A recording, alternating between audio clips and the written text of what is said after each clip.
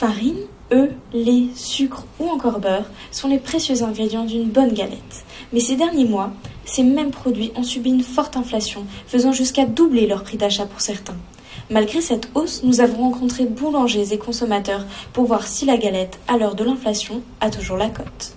Avec l'inflation, le coût des matières premières, on a été, on va dire, dans l'obligation d'augmenter le tarif de nos galettes.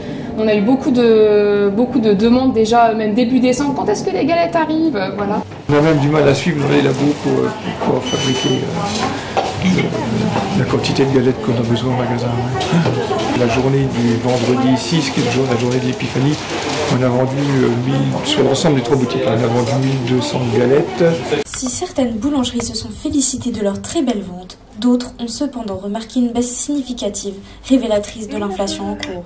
Par rapport aux autres années auparavant, là oui, il y a une forte baisse, mais qui est due aussi au manque de fréquentation de la rue. Ils nous disent que tout a augmenté et tout ça, donc du coup ils ont moins d'argent et ils font attention quand même à leurs achats. Ouais. J'avais regardé un petit peu dans les supermarchés, enfin là où on peut en trouver, c'est vrai que j'ai vu 8 €, je dis c'était pas comme ça il y a quelques années au final.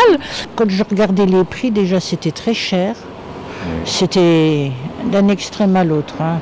Jusqu'à 40 € une galette. J'aurais pu faire le choix de me diriger vers une galette industrielle, mais pour moi, je trouvais que c'était pas la solution la plus appropriée. Pour moi, ça a été un petit peu ma façon de participer, de soutenir mon boulanger.